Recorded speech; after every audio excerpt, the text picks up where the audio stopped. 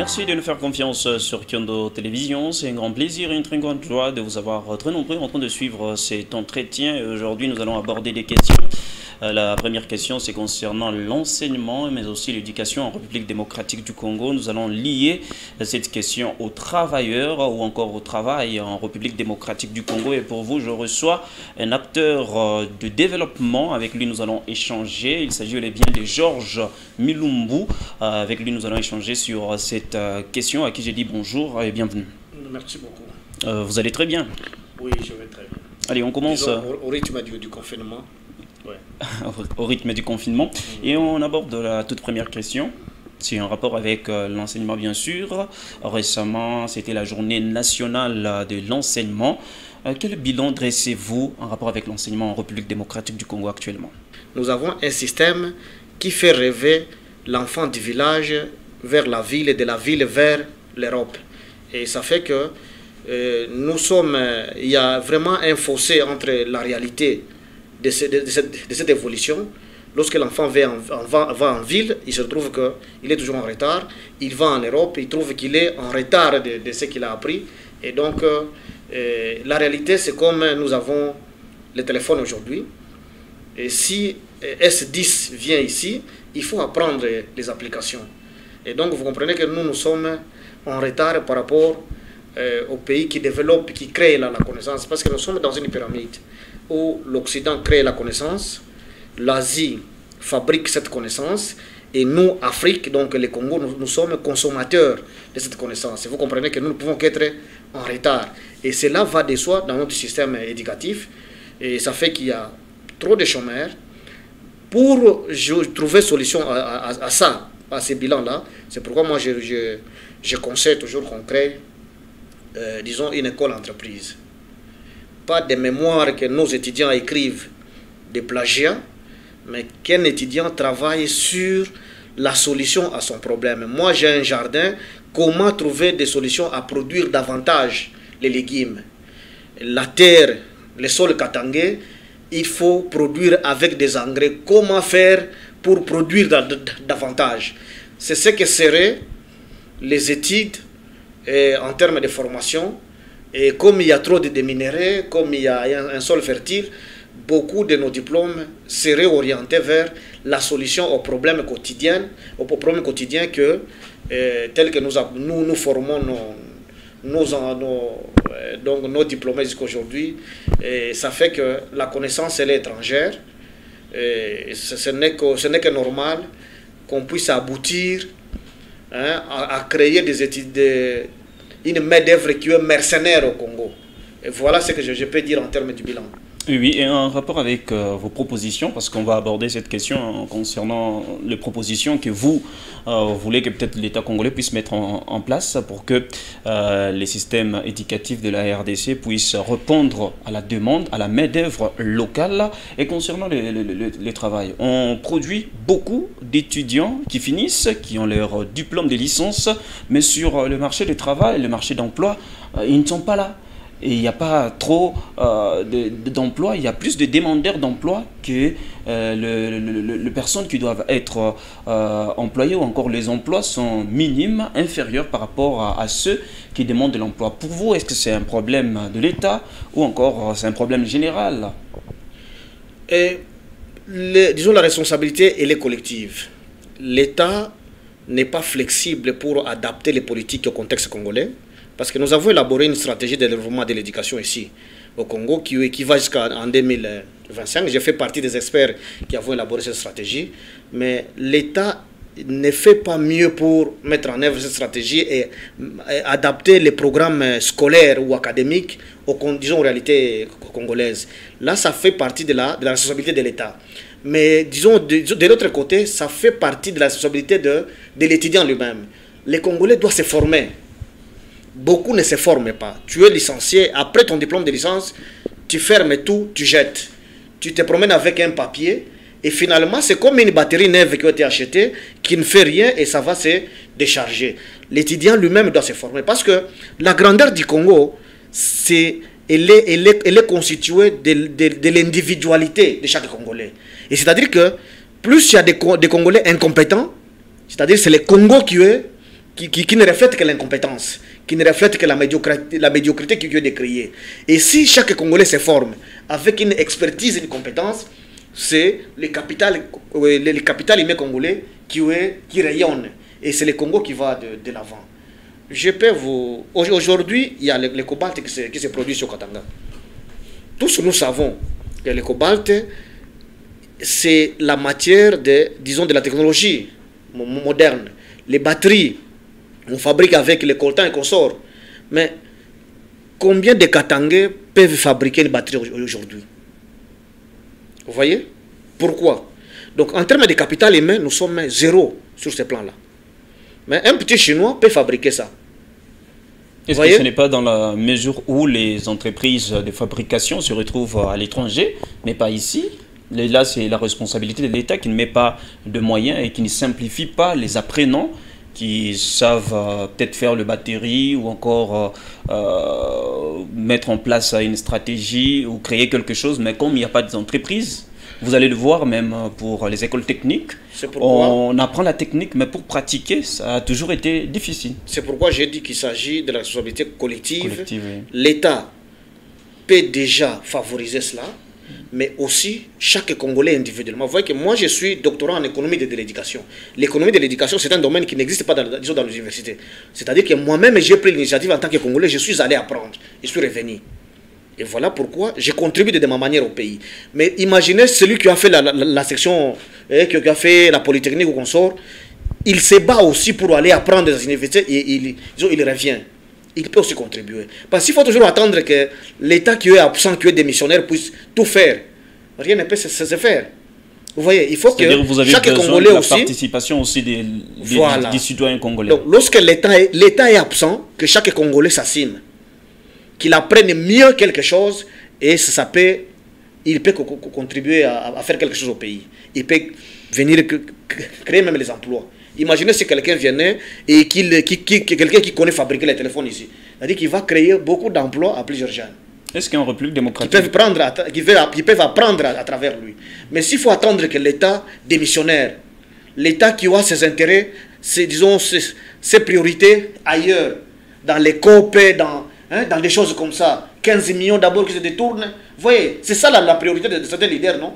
Mais est-ce qu'il faut que tous les Congolais, les 80 millions, restent distraits pour attendre un groupe de gens qui détournent? Donc il faut que chaque jeune se forme, qu'il cherche à approfondir.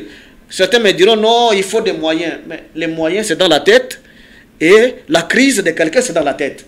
Si vous ne pensez à rien, vous n'aurez rien, et vous ne ferez rien. Est-ce qu'il faut naître et vivre gratuitement et mourir? Il faut avoir vécu. C'est-à-dire la pensée humaine, elle est aussi importante. C'est-à-dire que chaque Congolais peut prendre des initiatives pour sauver ce Congo. Lumumba, personne ne l'a préparé pour qu'il soit le père de l'indépendance.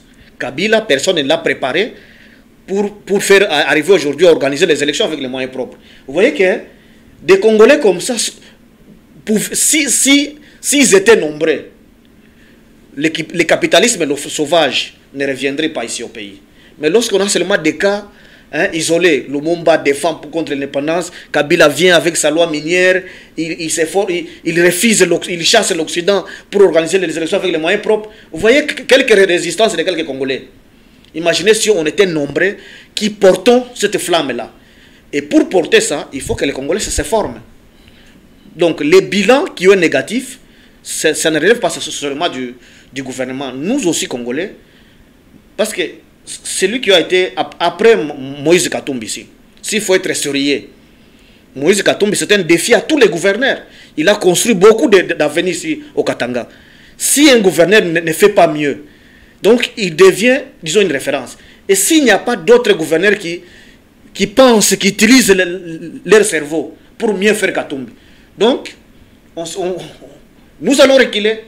C'est pour dire que le Congo a besoin des initiatives individuelles et qu'on se retrouve plusieurs révoltés.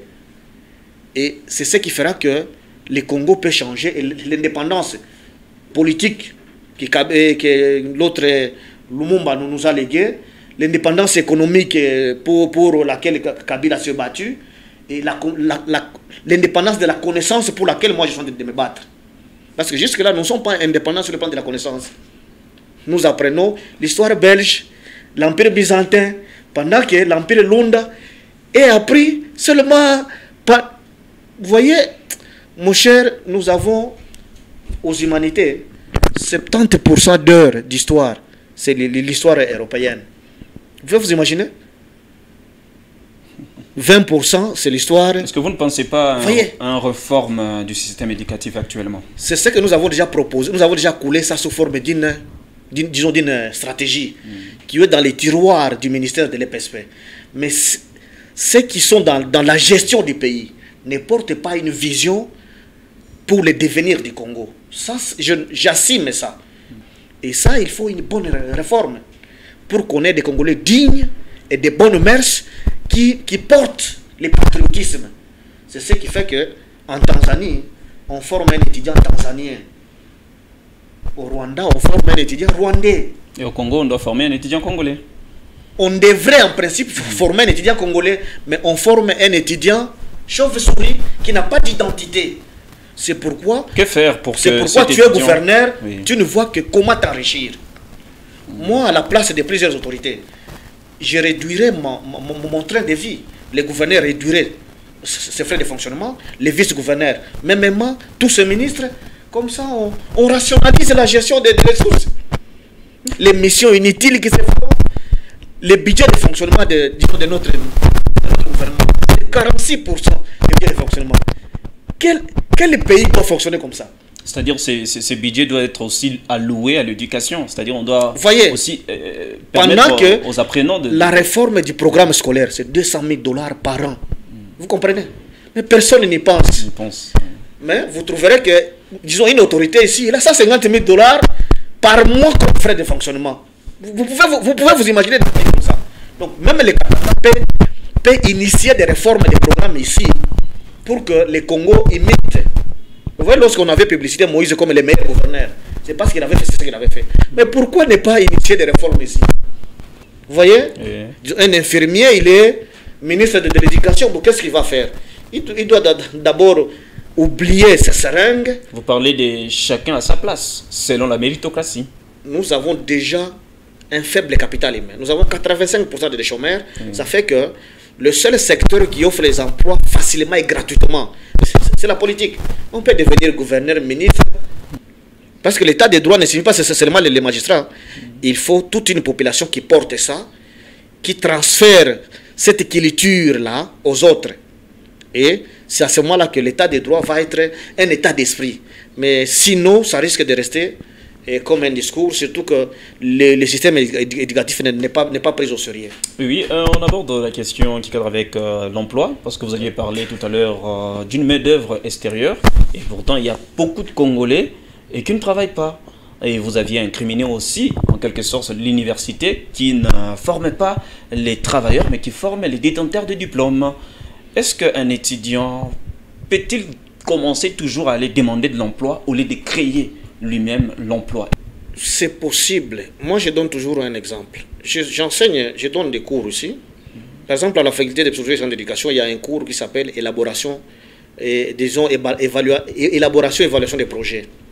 Si vous lisez les programmes actuels de ce cours, c'est un cours qui a un contenu vieux de 1970. Mais tel que je gère, j'élabore les projets et j'évalue les projets de la Banque mondiale, de l'UNICEF et de plusieurs bailleurs de fonds, c'est les jours et la nuit. Lorsque je vais enseigner cours à l'université, c'est lorsque je fais les travaux pratiques que j'essaye d'introduire la pratique actuellement.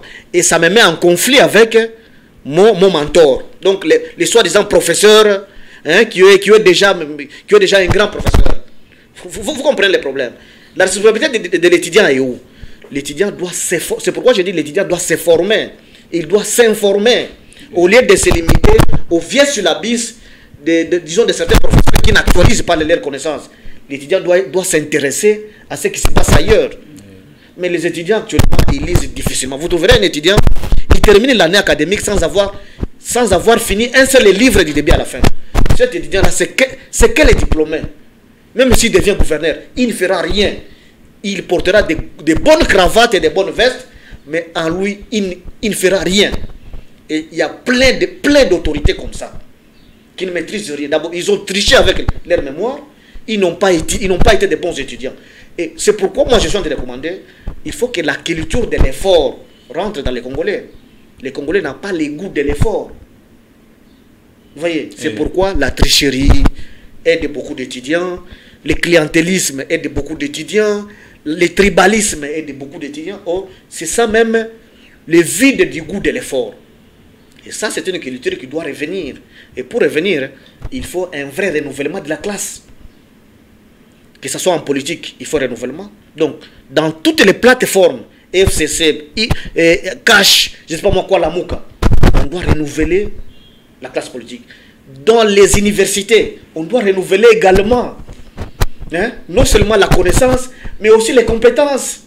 Parce qu'il y a des vieux qui résistent avec leurs vieilles connaissances, qui ne donnent pas un bon transfert de compétences avec la jeunesse, qui n'est plus étudiante. Parce que beaucoup de vieux professeurs, ils ont fini pendant la période de Mobutu, il y avait moins d'étudiants, hein, avec un contexte relativement simple, mais aujourd'hui, il y a une forte demande d'étudiants, avec un taux de croissance de la population de 3%.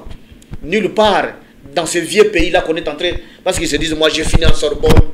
En Sorbonne, c'est à ce temps-là, mais pas à l'université de Lubumbashi, où il y a une demande forte d'étudiants. C'est pourquoi il faut renouveler tout et dans tout. Et là, ça demande une certaine créativité, une innovation. Moi, je propose toujours l'école entreprise.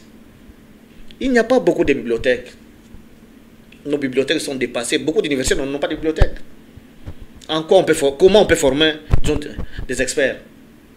Et nos professeurs vendent les syllabus, se font passer pour des auteurs. Or, ils connaissent que les syllabus ne sont pas des publications pour demander les droits d'auteur. Mais ici, on en demande. Qu'est-ce qu'on fait?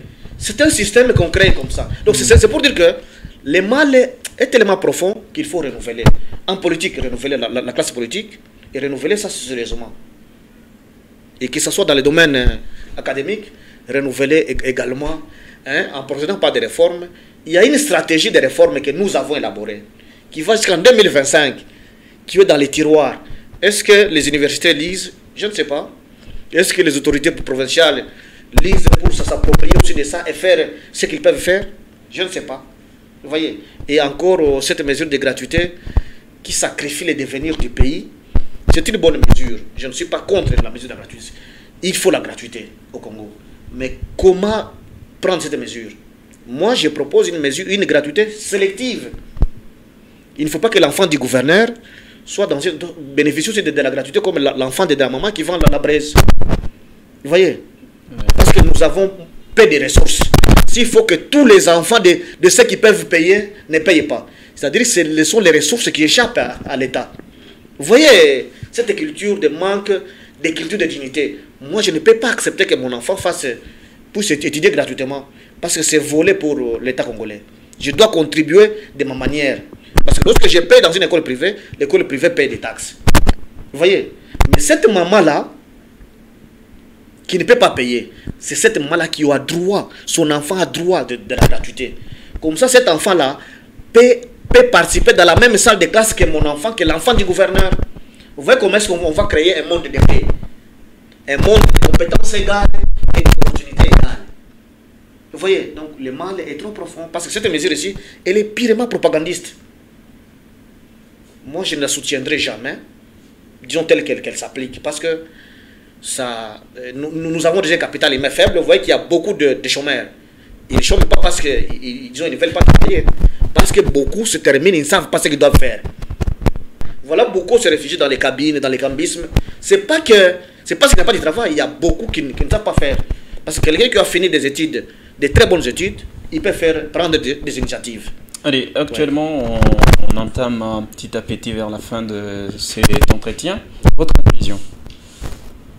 Les systèmes éducatifs congolais, c'est l'arme qui conditionne le développement d'une nation. Et nous avons sacrifié notre système éducatif. Nous avons remis ça pas à la priorité. Donc, c'est une priorité dans le discours, mais dans la pratique, ce n'est pas une priorité. Ce que je recommande aux autorités katangaises, la dynamique de changement peut commencer ici. On peut déjà initier et tenter des réformes à partir d'ici. Je sais que c'est une matière qui a une compétence, disons, qu'est-ce que j'ai dit, exclusive à l'autorité, disons, au niveau national. Mais lorsque les choses ne marchent pas, lorsque les jeunes sont chômeurs, qu'est-ce qu'il faut faire? Il faut toujours continuer comme ça. Et il y a beaucoup de mines ici.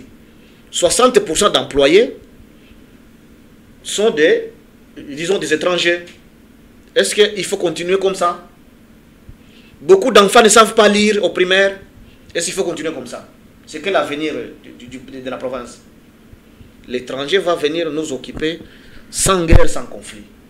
Est-ce qu'il faut que quelqu'un qui aime son pays, sa province, accepte parce qu'on est incapable d'occuper tel poste?